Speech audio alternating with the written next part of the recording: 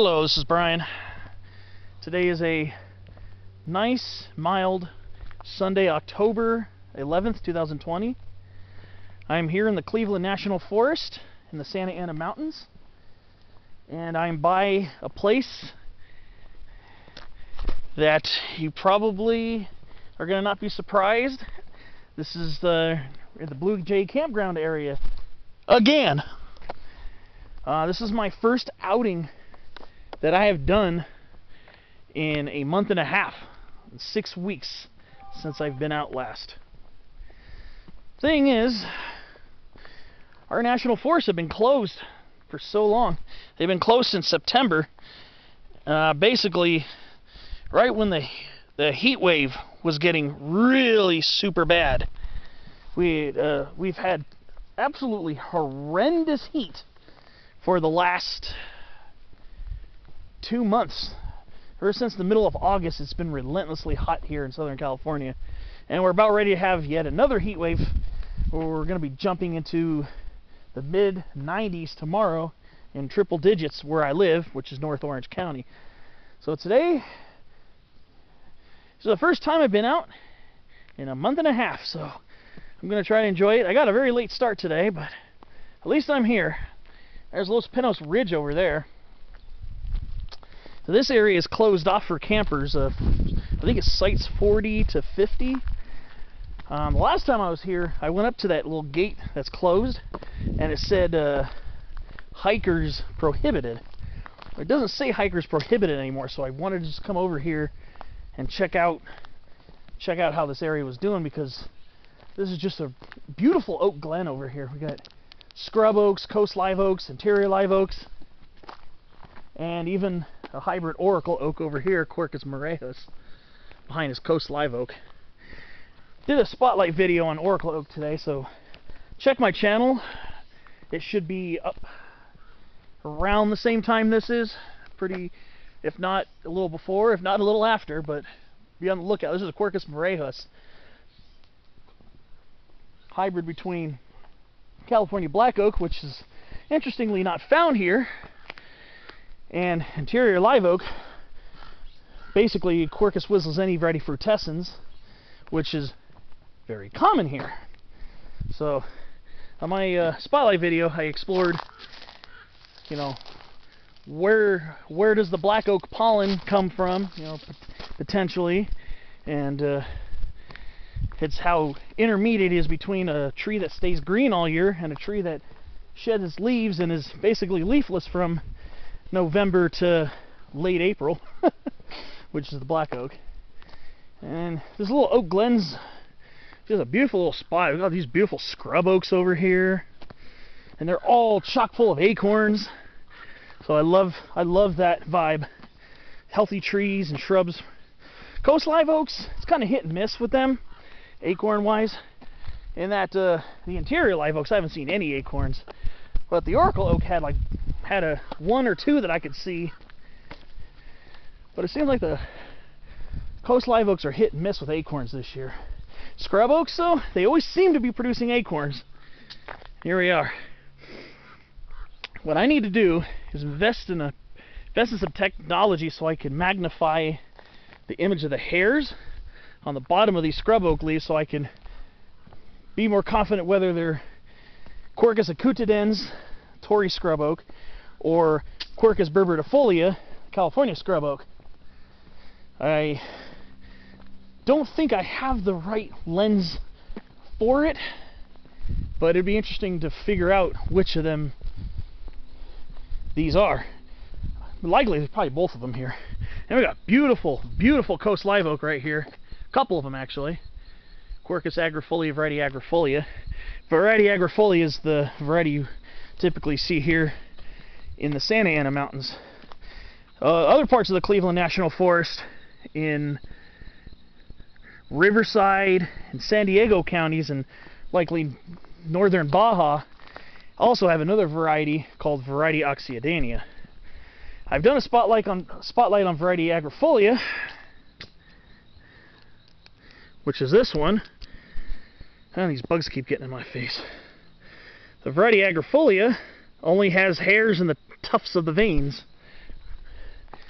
whereas Quercus agrifolia varieties has a lot more hair cover under most to all the underside of the leaves. So these varieties are variety agrifolia, and here's a nice thicket of interior live oak. Quercus whistleseni variety frutescens. One thing about coast live oak, if you ever notice, wherever you have coast live oak, right here, you're also gonna likely have toyon, Heteromales arbutifolia. So I always notice, especially if it's a pretty, relatively lush woodland, toyon and coast live oak are very, very, very common companions. Abundant companions, I should say. Nearly all the time. Of course, if you go higher up, above Quercus agrifolia, variety agrifolia, then they'll be mixing with canyon live oaks. Quercus chrysolipus higher up. Oh, and this one, I never noticed this one before. See this tree right here that's almost leafless? It's a foothill ash, Fraxinus dipetala. They shed their leaves pretty early in the fall. Sometimes they can shed them during the extremely dry summers too, where winter rain has been scant. Sometimes they'll shed their leaves in summer too, and be leafless until early like late winter, early spring. So that's Fraxinus dipetala right there. I never noticed that one before, but they are pretty common in some spots here in the Santa Ana Mountains. They can be quite abundant actually, especially on north-facing slopes in chaparral and woodland. Sometimes mixing even with the conifers, and the conifers here mostly being coulter pine, big-cone Douglas fir, and in spots knobcone pine. But again, you know me, I love the Blue Jay Campground area. This site right here is closed.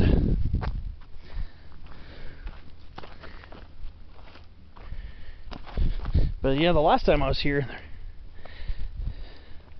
there was a sign that said no hikers or anything, but they took that sign down apparently. So it looks like I got this place to myself again. There are actually a few people here when I first came. But yeah, if you recognize this scenery, it's because I filmed it before, back in February, before the U.S. was completely inundated with coronavirus insanity. Well, we're talking about pines earlier. We got a knobcone pine right here, beautiful Pinus attenuata. I didn't even make mention of it on my last video over here.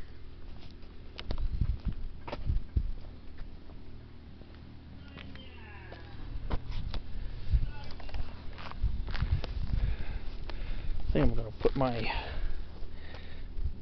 stuff back in the car. Let's go take a quick little walk over here. I'm not here really doing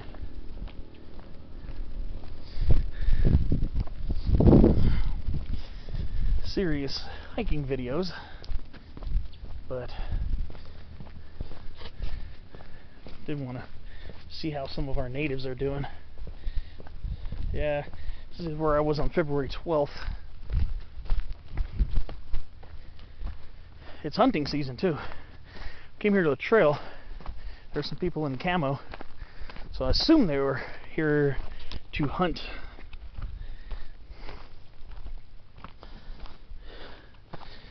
Always loved this area in the Santa Ana Mountains. Always felt so peaceful and relaxed. We're going along the San Juan Trail. There's one trailhead here, and there's one by the other side of Blue Jay Campground.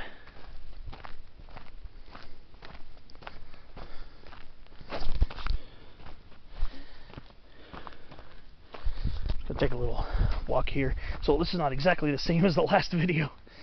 I mean, obviously not, because I filmed some other segments in another spot.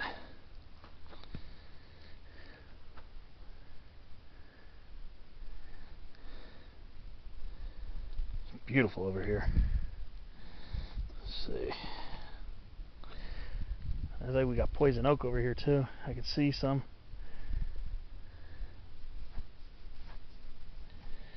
Let's see. Try to make sure I don't rub up against it by mistake.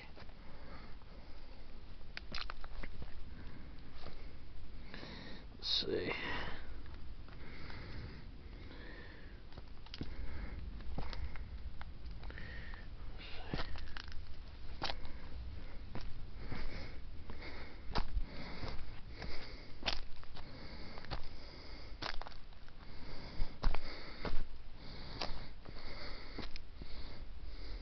Just want to see where this goes. It's pretty over here.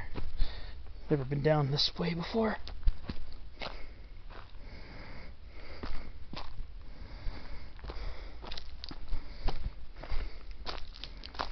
Looks like it joins parts of the trail, parts of the San Juan Trail. I believe this is the part that comes from the other side, I think. I think so. I think this is the one that comes over from the other side of Blue Jay Campground. Looks very familiar. I never really walked very far along that part of the trail from that entrance.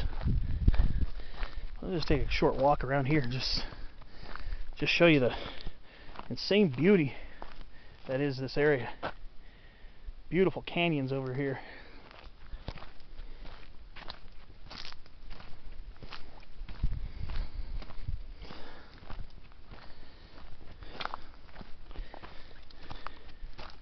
Definitely worth the hike.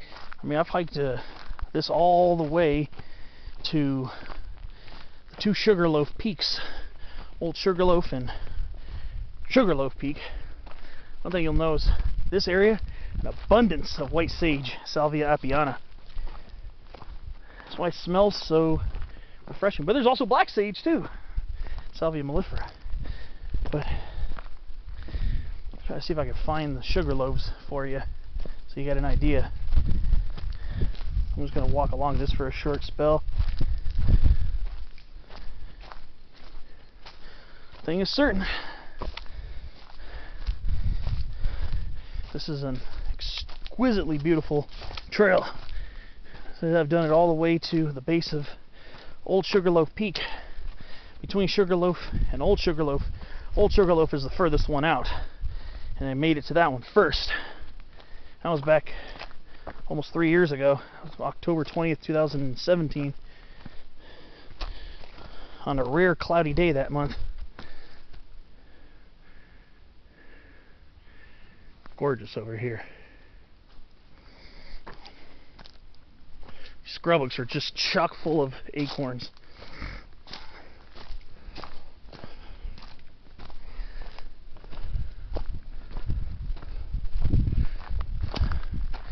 Might get a good viewpoint out here.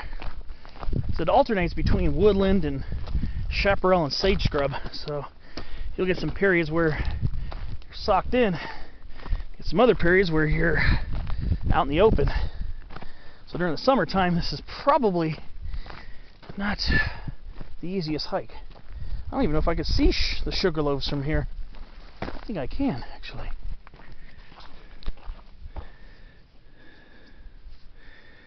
Yeah. Well, more over that way. But you got some brand spanking views of some beautiful real estate out here.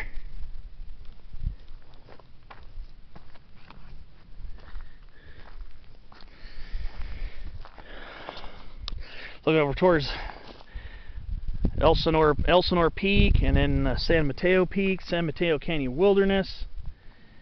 Beautiful viewpoints out here. It's one thing, since the portions of this trail hug the side of a hill, you got some pretty good canyon views, and I always thought that was very important. But I'm gonna go ahead and let it go for now, and I'll see you on the next clip. Thanks for watching.